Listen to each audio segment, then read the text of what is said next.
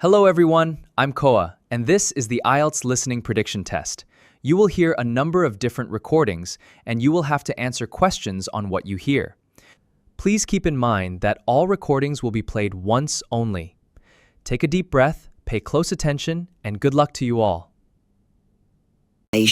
Between an assistant at a car service station and a customer. First, you have some time to look at questions 1 and 2 on page 2.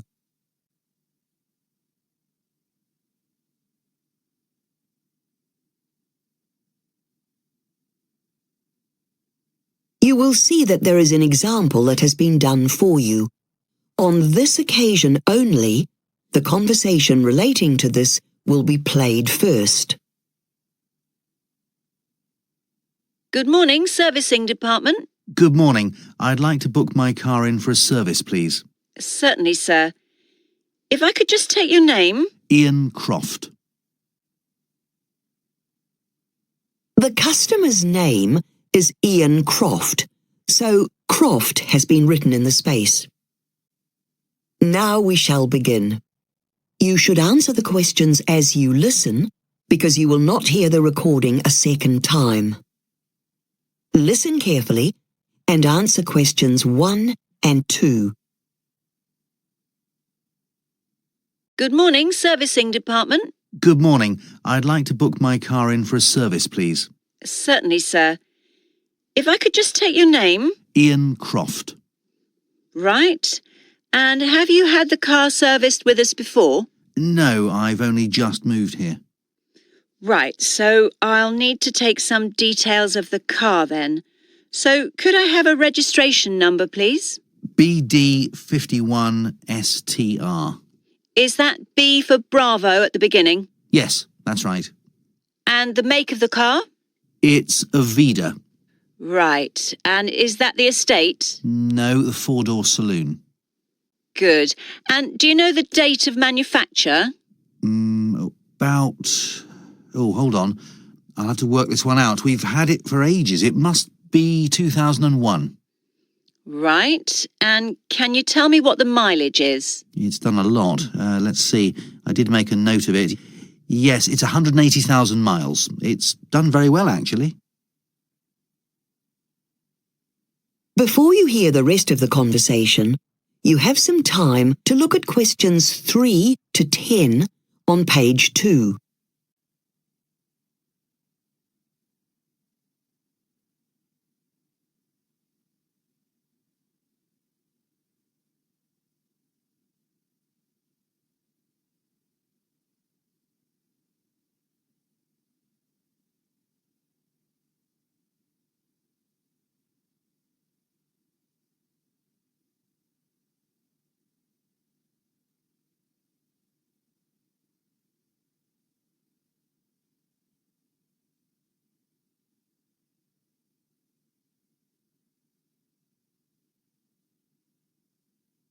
Now listen and answer questions 3 to 10.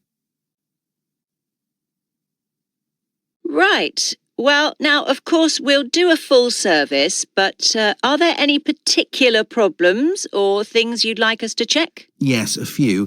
I think a couple of the tyres probably need replacing. They're getting a bit worn. OK, we do automatically look at those, but I'll make a note of that anyway. Then, it's not a big problem, but it's a bit annoying. When you open the car door, the light ought to come on inside automatically, but it seems to have stopped working. Right, we'll have a look at that for you. I'm sure we can fix that. OK, what else? Oh yes, on one of the passenger seats at the back, you can't fasten the belt. It seems to have stuck. It just happened yesterday, so that needs looking at. Yes, that's quite important if you carry passengers in the back. Anything else? There was something. Let me see. Well, one thing that's actually going to need replacing, I think, is the radio. It hasn't worked for some time. Would you like us to give you a quote for that before we fit a new one? Yes, please. Oh, and I know what I meant to say. I know you'll check the brakes in a service, but can you have a particular look at the front ones? I think they might be a bit worn. Certainly. I'll make a note of that too. OK. And the other thing is I only have one key for the car and I really need a spare. Yes, we'll have to order that for you, but we can do that. Great. So when would you like to come in for the service? Well, do you have anything next week? Tuesday would be good. That's the 4th of October, isn't it? No, the 5th. Yes, can you make 8 a.m? Yes, that's fine. And the service will take a few hours, so would you like to have a courtesy car during that time? There's no extra charge. Yes, that will be good. But can I have an automatic if possible, please? We'll see what we can do. Right, and now I just need to take your address, Mr. Croft. It's 361 College Road, Norwich. And would you like a phone number? Yes, please. A daytime number would be best if possible. Right. 07847 355 780. Lovely. So that's it. Thank you very much, Mr. Croft. That is the end of section 1. You now have half a minute to check your answers.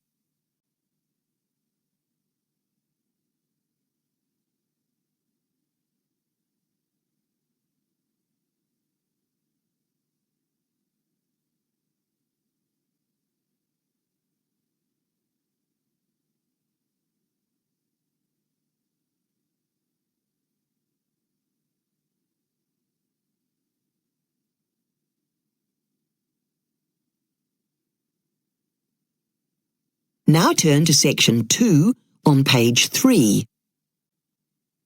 Part 2. You will hear a talk given at a public library by a member of staff called David Laws. First, you have some time to look at questions 11 to 15.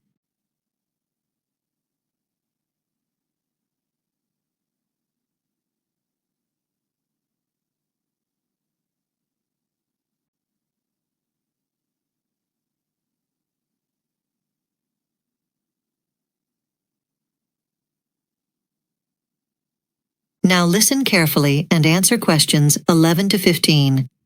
Good morning, everyone. Welcome to Rosedale Library Open Day. It's good to see that so many members of the public are interested in the future of the library. For those of you who don't know me, my name is David Laws. I'm the new personal assistant to Penny Williams, the library director. Penny was supposed to be leading this meeting, but due to unexpected illness, I will be taking her place this morning. We felt that this would be better than postponing the meeting to a later date. Firstly, a couple of small matters. The guest speaker talks this year have been incredibly popular, and the slight rise in ticket price has not put anyone off. We will continue to hold these events on a monthly basis. It has, however, come to our attention that some people have missed events because they didn't know they were on. We now intend to notify everyone through email reminders. Also, you might be aware that we had a break-in last month, and while the thief or thieves actually left empty-handed, they did smash a number of windows and kick down a door trying to get in. Police believe the offenders were just taking a chance that there might be something valuable in the library. Anyway, we hope that the new security cameras along Roberts Avenue might deter this kind of activity. Now, the purpose of the meeting, of course, is to present the proposals for a new library layout. Rosedale Library has been serving the public for 50 years, but it's not been extended since the renovations in 1969. Since opening, the number of books on our shelves and other items has more than doubled, and visitor numbers have increased 20% in the last 10 years. There is therefore a clear need for an extension. We hope that you have noticed some recent improvements to the library, such as the 8 new PCs that were installed back in June. We're also aware that the lighting is quite poor, but you'll shortly see a big difference because the City Council continued to support us and have authorised the spending in this area. We've also applied to the Council to approve the addition of another member of staff to work part-time in the afternoons, when mothers and children tend to use the library more often, and this decision will be made in the next few weeks. Before you hear the rest of the talk, you have some time to look at questions 16 to 20.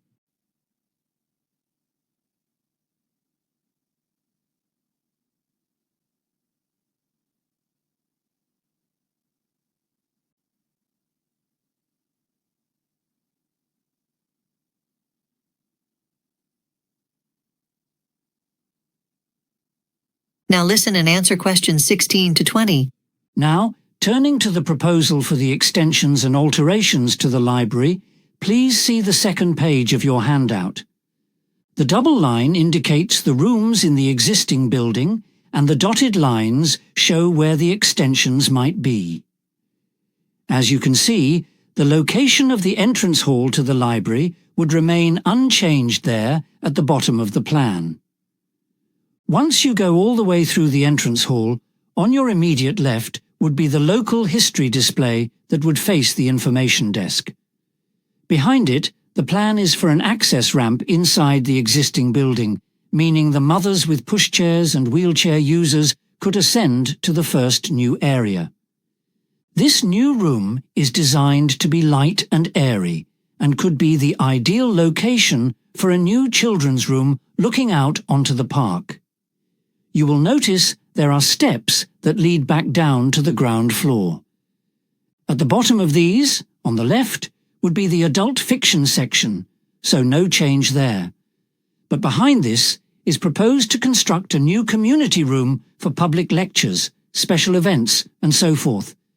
This will be the largest new room. To the right of the adult fiction room, with magnificent views of the sea, a cafe could provide visitors with light refreshments and an opportunity to browse a range of magazines. There would be external access to this area via a set of steps leading down towards Queen's Parade. Now, let's go back to the entrance hall again. On the right of the entrance hall, facing onto the right Roberts Avenue, is the new staff workroom. The fact that the workroom would be overlooking Roberts Avenue means the staff will actually be able to see outside rather than be stuck in the small room behind the toilets. The room looking out onto both Queen's Parade and Roberts Avenue would be the academic study room, a facility we believe could be used by the growing number of local students. Also facing Roberts Avenue but not Queen's Parade would be the multimedia room with our extensive audio collection right behind it. That is the end of part 2. You now have half a minute to check your answers. You will hear an art history student called Jack talking to a lecturer, Dr. Rubin, about an English artist called Samuel Prout. First, you have some time to look at questions 21 to 25 on page 5.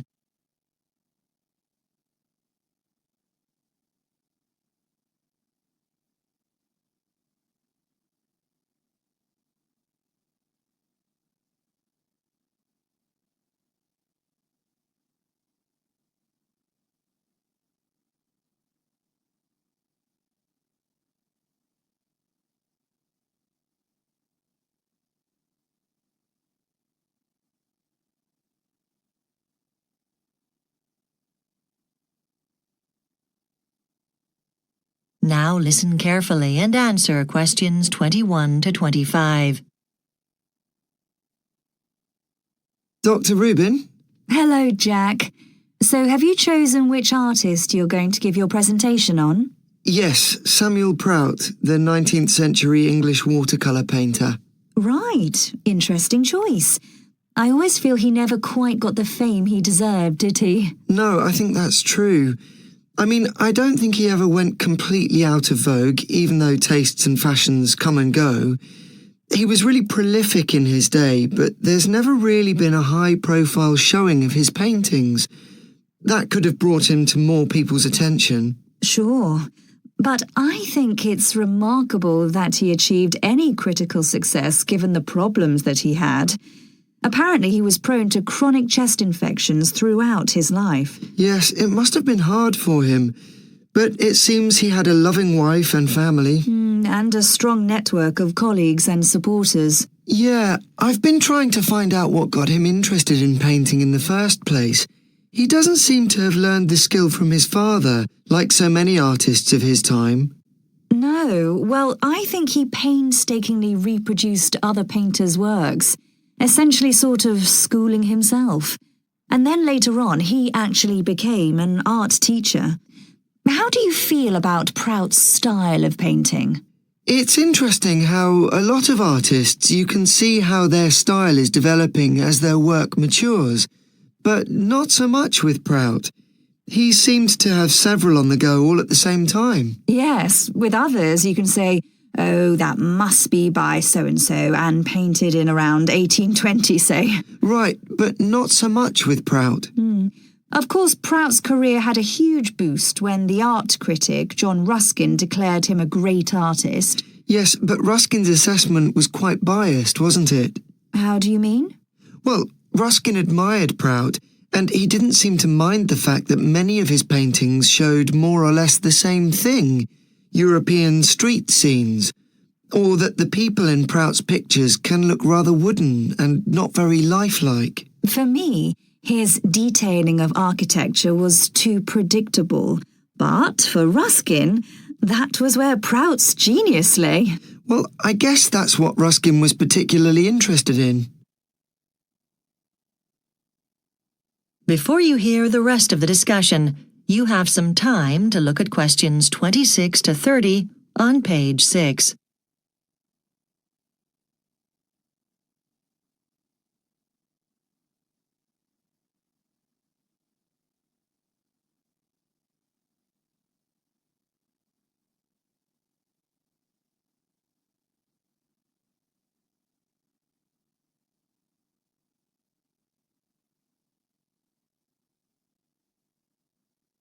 Now listen and answer questions 26 to 30. Okay, Jack, so your brief was to prepare a presentation to give to the group and show some pictures associated with the artist, each of which makes a key point about their work, okay? Right. Well, I wanted to start with A View in Germany at Würzburg. It's a detailed watercolour showing a busy market scene with a background of flamboyant detail like in so many of his pictures. Yes, basically what Prout had made his name doing so well. It really gives the flavour of his work. Right. Okay. There's a painting called Bridge on the Ouse near York, except that experts now think this isn't York at all, but somewhere in the south of England. Right. But as far as I know, the picture has never been renamed. No, that would make cataloguing and researching Prout's pictures more complicated. And the next one is called Woodland Scene. This one has a signature. It says S. Prout in the bottom left. But even so, experts on Prout say they doubt he actually painted it. Yes, I remember reading that. The detailing is too clumsy, with the sun not casting shade in the right place. Exactly. And there's a lot of blue that basically doesn't appear in any other Prout pictures. So it's probably a forgery? Yes. And what's the next one? Venice. It's a view from the Grand Canal with some rather grand buildings. They're bathed in sunlight with a sort of picturesque shadow cast by the buildings opposite, which is shown brilliantly. Lovely use of colour. Prout at his best, I think. Right.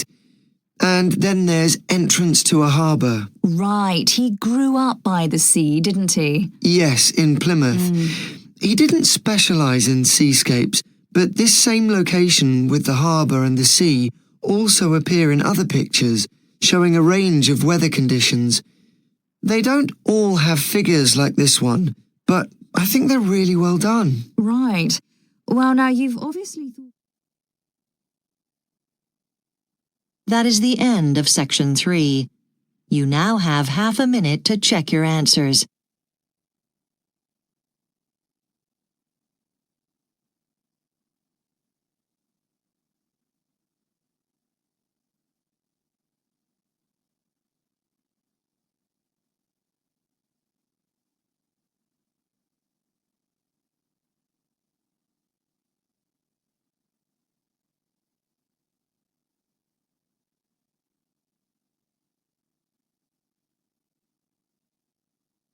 Now turn to section 4 on page 7. You will hear part of a lecture in a business class. The professor is discussing a case study of a company in North America called Chockazine. First, you have some time to look at questions 31 to 40 on page 7.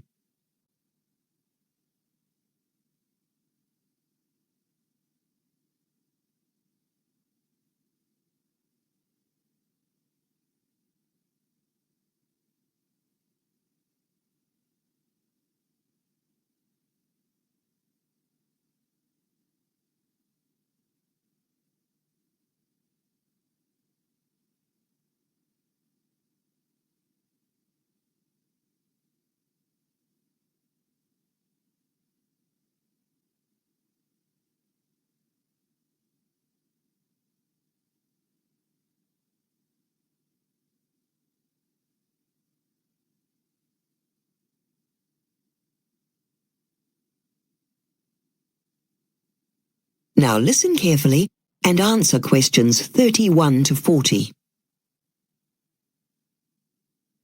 We've been talking about small businesses and some of the challenges they face.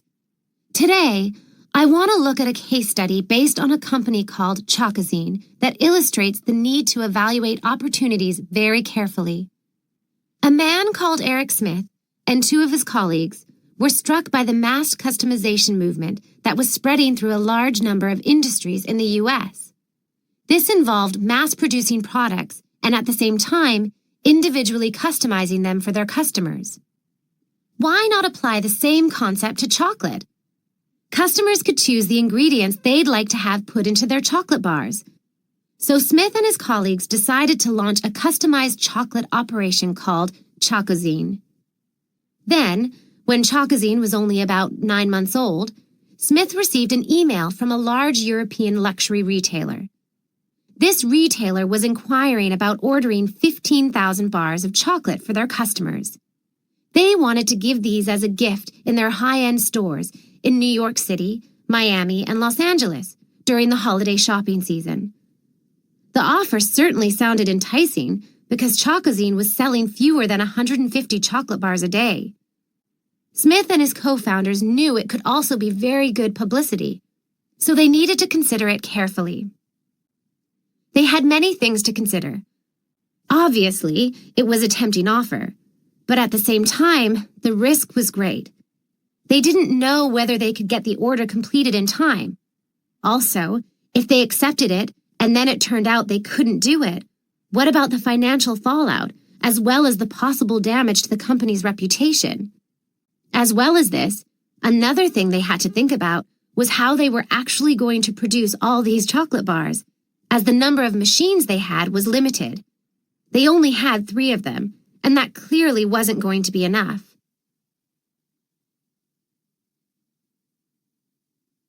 So they decided to think creatively and try to find a subcontractor to produce the bars. They weren't ready to pass up such a rare opportunity. Smith spent 2 days searching for a suitable subcontractor, but he couldn't find anyone who had experience of making bars with the type of melted toppings that Chockazine used. Then something rather unexpected happened. A professor at Harvard Business School was teaching a class about product customization, so she wrote to Smith and asked if he would speak to the students. So in late October, Smith had an opportunity to talk about the deal to about 90 MBA students and to ask them for their advice.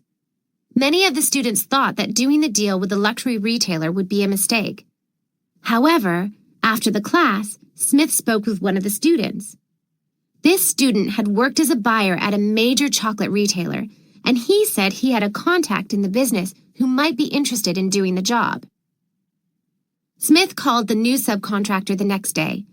He said he was interested in doing the order, but he found there were difficult technical issues to be worked out, including how to faithfully reproduce the distinctive shape of the Chockazine bars. Smith thought about it, and in the end, reluctantly, he sent an email declining the luxury retailer's order. But fortunately for Chockazine, their sales picked up anyway, and the company gradually expanded its market share and is now doing very well. Chalkazine's case is important. They were wise to carefully consider whether they could actually manage an order of this kind. But not every small business will have the happy ending that Chalkazine did, and taking on too big an order has destroyed many a small business. That is the end of section 4. You now have half a minute to check your answers.